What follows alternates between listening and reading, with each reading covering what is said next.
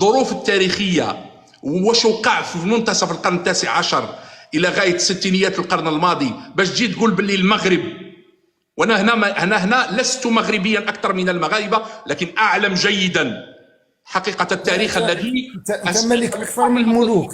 ومن بعد نعطيك الكلمه. حقيقه التاريخ الذي يزوره هذا النظام. شوف اخي، هذا النظام يبني الحكم نتاعو على المؤامره وعلى العدو الخارجي. وانت اللي تقول ملوك المغرب لو كان تشوف واش داروا مع الجزائريين ستخجل من ذكر هذه الكلمات اللي راك تقول فيهم. ولا ما نستحيش، ولا ما نستحيش. وانا وين كان بومدين؟ وين كان الله يرحمه؟ وين كانت قياده الثوره؟ وين كانت قياده الثوره؟ وين كانت؟ في مارسي؟ كانت في وجده. وين تكونت بواخر السلاح اللي كانت تعطي السلاح للجيش التحرير الوطني؟ وين كانوا يرساو؟ ماشي في موانئ المغرب. الا تستحي؟ خلينا من الاستحياء، خلينا نتكلموا في الحاضر وفي المستقبل. تكلم. نتكلموا في الحاضر والمستقبل. انا نحب نخبرك انت. اسمح لي، راك تتكلم عن الحاضر والمستقبل وتقول لي ما نسيناش 63. اللي ما ينساش تبقى ثابته. عدم الثقه في ملوك المغرب هو من مبادئنا رسميا وشعبيا. ليس شعبيا. لا لا لا لا لا، انا راني في الجزائر، من عمق الجزائر نتكلم معك. واش من عمق الجزائر؟ اللي انا منين جيت ولهنايا ما عنديش تواصل مع بلادي بشكل يومي ومع الجزائريين بشكل يومي. لا ما عندكش. تكلم على نفسك. قلت لي نتكلم على نفسي، انت جاز تتكلم على نفسك. خلاص خلينا نمثل. اسمع الناس، انا نتكلم، خلي رايي نحتفظ به لنفسي. تكلم على نفسك. منطق سياسي تحب الواقع السياسي.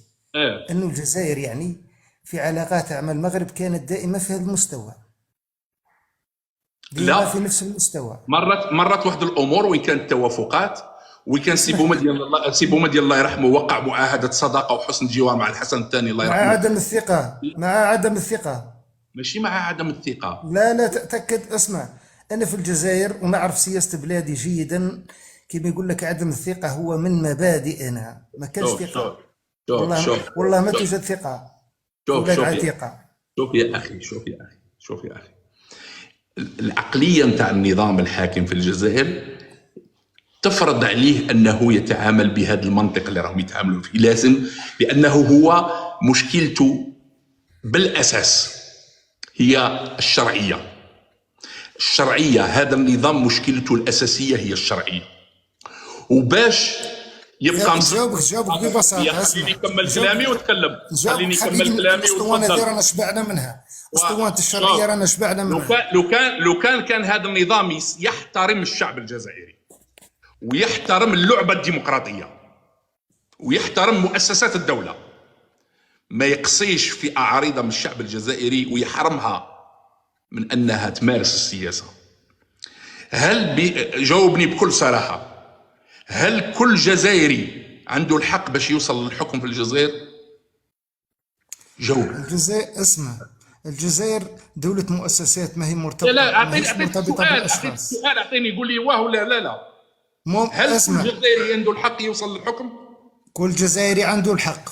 مستحيل. مستحيل. لا اسمع مستحيل. اذا كنا نتكلموا تبون ابن الشعب، بوتفليقه ابن الشعب، رئيس الاركان ابن الشعب، هذو جاو من القمر. انا ما قلتش باللي مش جاو من القمر. بالك جاو من القمر. لا انا ما قلتلكش باللي جاو من القمر. اسمح لي نزيد نعطيك معلومه. اسمح لي نزيد نعطيك معلومه. يحق لاي شخص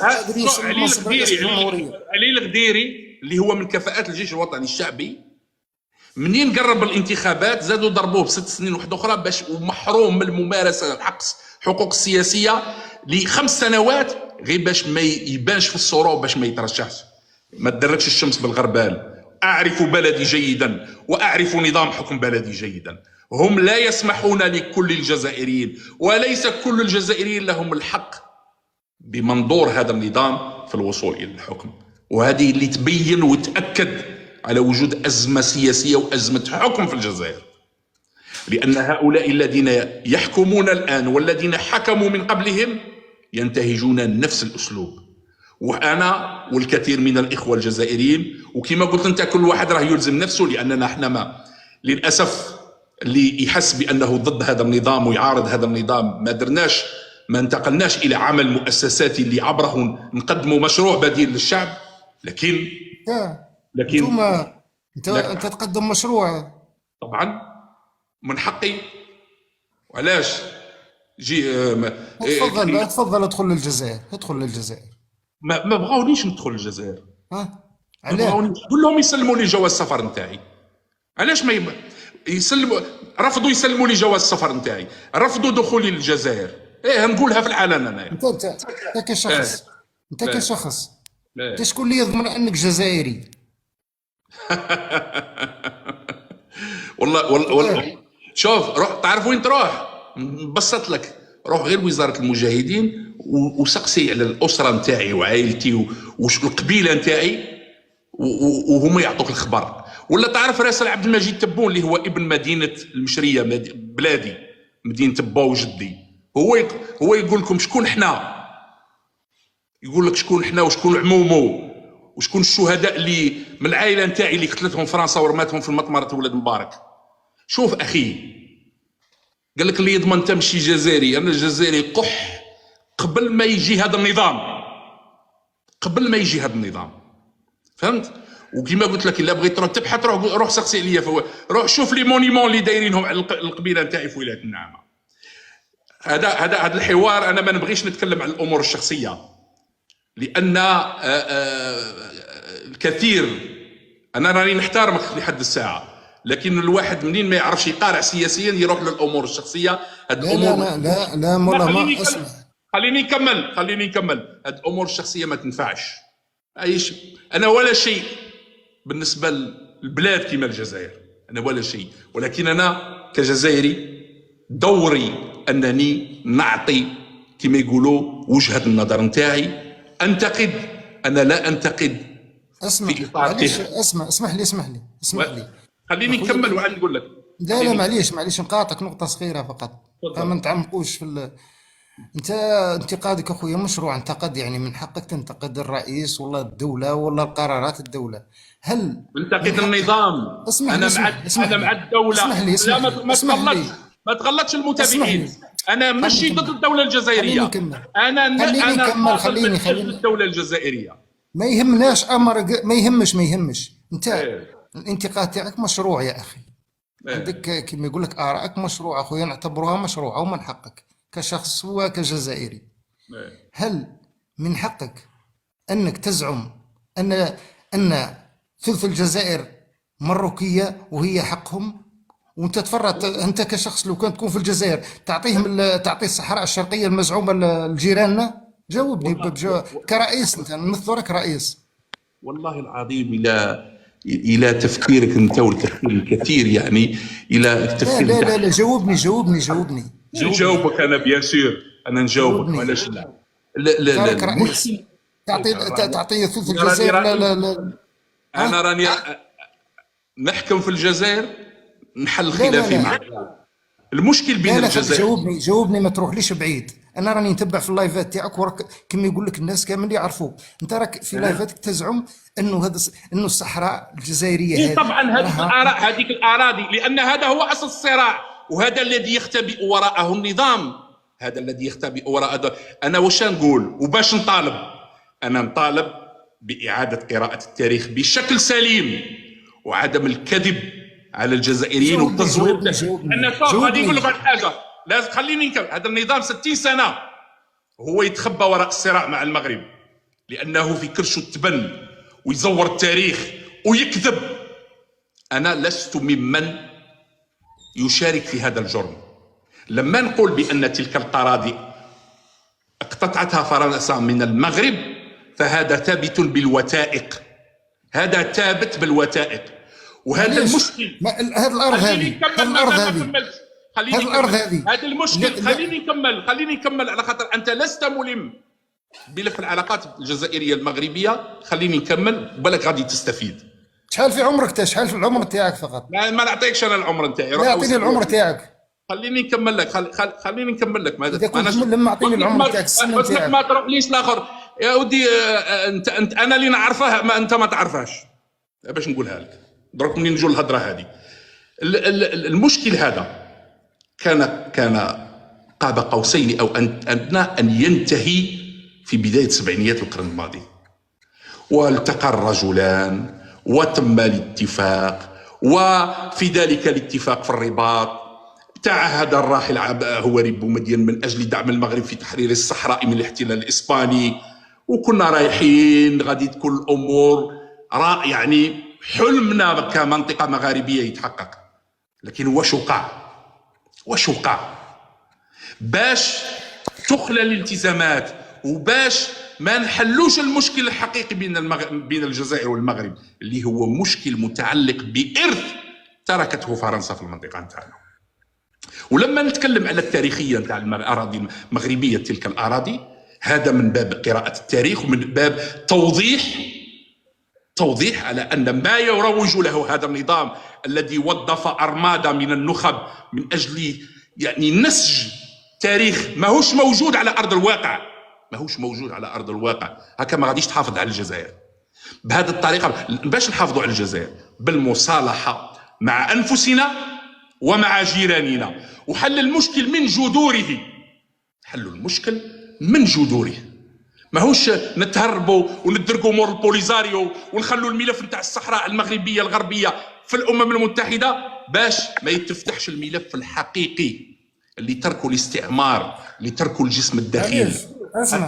خليني نكمل لك، خليني نكمل ونعطيك الكلمة. واش ربحنا احنا هذه 60 عام؟ واش ربحت الجزائر؟ ماذا حققنا عندما ما تكونش في توافق مع جيرانك، عندما لا تتصالح مع جيرانك، عندما لا تحل المشكل مع جيرانك؟ واش ربحت الجزائر؟ واش ربحت؟ ما ربحنا والو. استغلينا ثرواتنا؟ ما استغليناش ثرواتنا كما يلزم. مازال ولادنا يموتوا في البحر، مازال يستغلوا ثروات الجزائر اللي كانت قادرة مع المغرب يولوا رقم فيما يخص الامن الغذائي. تكلمنا في النقاط المهمه، جوز لي هذه الحشوه ما شبعنا من هذا الكلام تاعك هذا. شوف محدده هذه الحقيقه نتاع هذا النظام الذي ينفذ الاجندات نتاع المستعمر بحذافيره، لان المستعمر يستفيد من سياسه فرق تسد. وكي نتكلموا على التاريخ وكي نقولوا باللي فرنسا اقتطعت، لان ما وقع في 18 مارس 1845 اتفاقيه لالا مغنيه التي ذكر فيها اسم قبيلتي. اجيش توريني التاريخ، لان انا انتمي الى قبيله على الحدود ونعرف جيدا قيمه المغرب وقيمه الجار. واش وقع بعد ذلك؟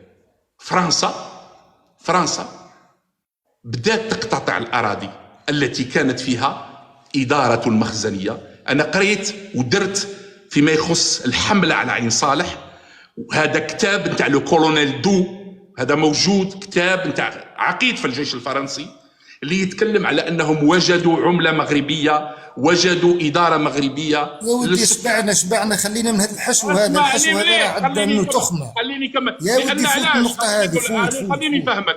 أنا مانيش ندافع، هذا هو الحقيقة. المغرب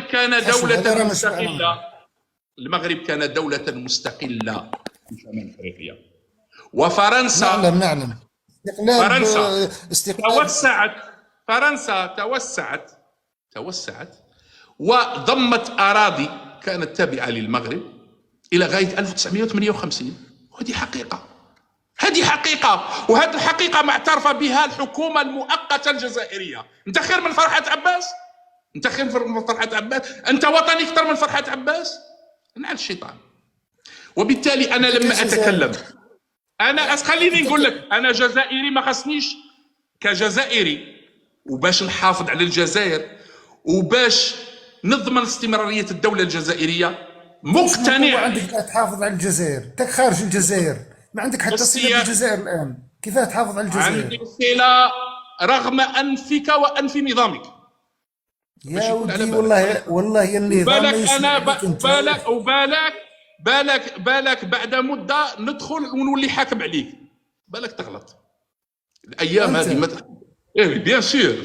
وشكون اللي كان يقول بن بله في 54 اللي كان مطارد يولي هو رئيس الجزائر في 63؟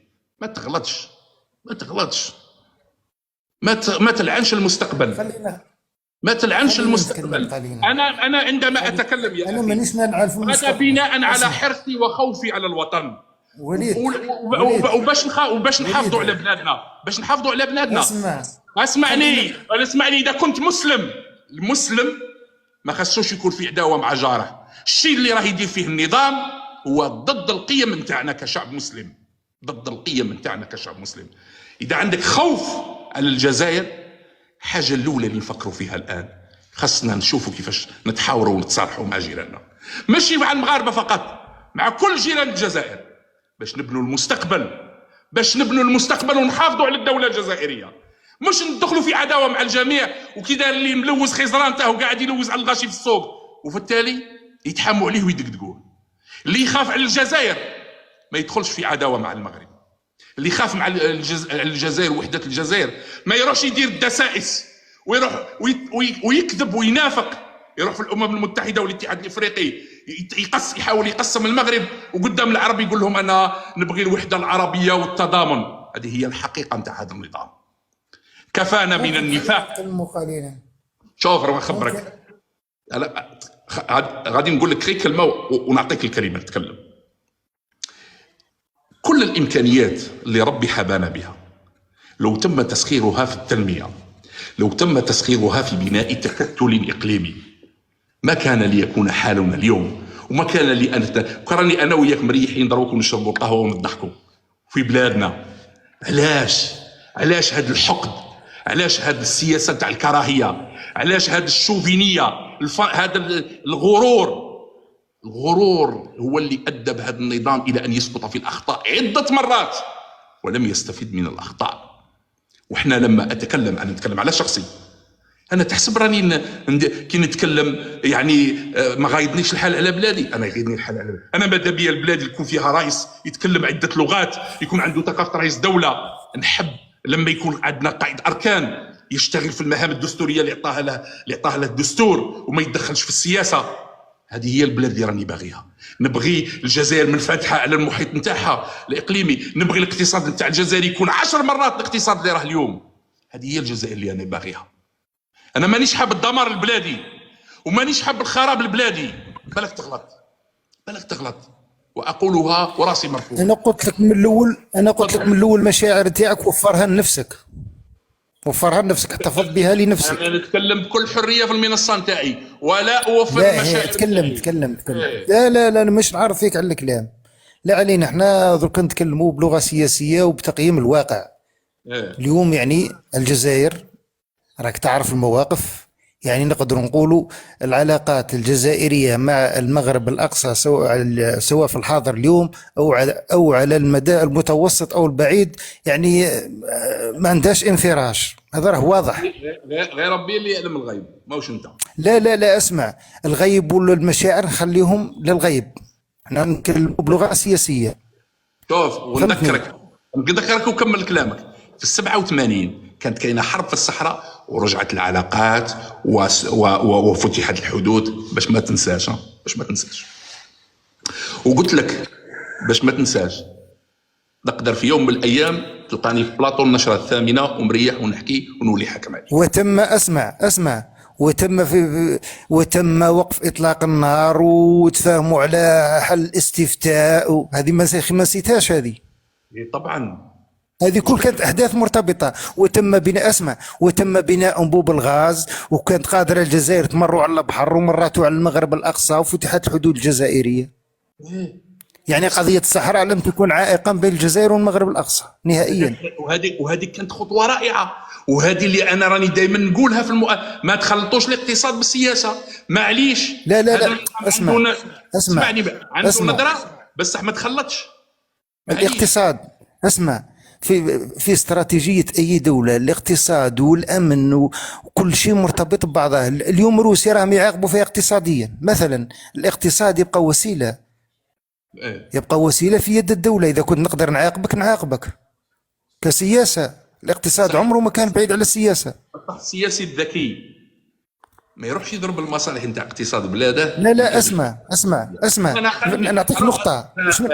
عندك خبر باللي في 2021 في اكتوبر 2021 تمت المساومه فيما يخص هذا الملف نتاع تمديد يعني تدفق الغاز عبر الانبوب اللي يمر عبر المغرب نحو اوروبا بماذا؟ بملف القرقرات. ومعليش لا خليني نقول لك، في ذلك الوقت السعر نتاع المتر المكعب من الغاز 4 مرات اضعاف السعر الحالي. اخ وليد انت شفت هذه؟ اسمح لي تعرف الجزائر شحال تكبدت؟ خليني، ما يهمكش الامر هذا الامر ما يهمكش انت وما يهمنيش انا يهمني. ما يهمكش خلينا من الامر هذا. هذه نتاع ما يهمكش وانت خاطيك. لا انا جزائري. ايه خليني نكمل. انت لا اسمع، جزائري كامل الحقوق. خليني نكمل اخويا، ما تقاطعنيش، انا ما قطعتكش، خليني نكمل. يلا تكلم.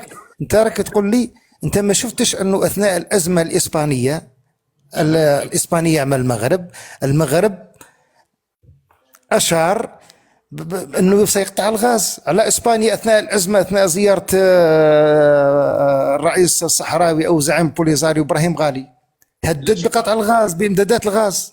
علاش المغرب؟ هذه ما شفتهاش. يعني المغرب هو اللي هذه ما شفتهاش. معليش اسمع انت سمعت هذا الكلام من الاعلام نتاع الجزائر، لكن لا من الحقيقه من المسؤولين الرسميين ولا مسؤول مغربي. معليش نتجاوزوا هذه النقطه.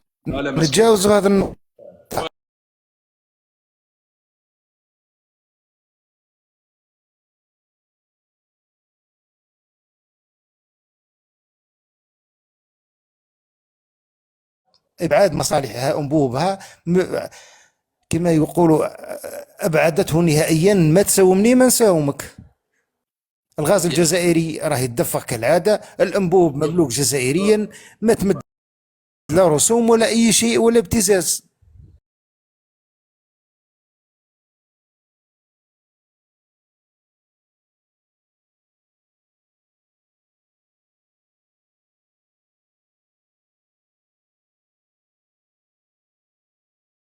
الغاز اقوى من السلاح النووي يا سي وليد. يا اخي الغاز اليوم يا اخي احنا راه اقوى من القنبله النوويه. يا اخي هذه غير 3 سنين راه الريزيرف نتاعنا لحق 30 مليار دولار وبداو يحكوا في كرشهم. ما يغلطكش الحال.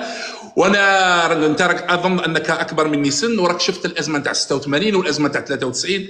يا اخي ما حط رجليك في الارض. انا قلت من الناحيه البراغماتيه لانني انا اراعي دائما هنا المصلحه نتاع الوطن. انا علاش نروح نقايد يعني من اجل موقف متعلق بملف الصحراء؟ تقول لي انت كشخص، انت هذه دوله، انت كيف الدول العالم نتكلموا بالسياسه، خلينا من هذه لغه الحشو نتاعك. انا راني كما يقول لك ما شتيش الحشو كثره الكلام. انت كيف الدول تحمي مصالحها وتبعد مصالحها عن نطاق خصومها؟ الجزائر دوك حاليا مثلا اليوم لاحظوا علاش رد النظام المغرب خصم؟ علاش وركا الرزق؟ علاش ماشي خصم؟ علاش دايره عدو؟ واش من سبب؟ واش دار هذا المغرب باش ترد عدو انت؟ واش دار؟ جاوبني. ثم انت راك تتقمص دور الحمل الوديع بحال الرعيه مثلا، ترى كيفهم يعني في المنطق هذا. ما تتقمصش دور. لا عيب هذا المنطق اللي راك تتكلم به. انت ما اعطيني حاجه اثبتها هذا النظام بان المغرب ضرب في المصالح الجزائريه. اعطيني.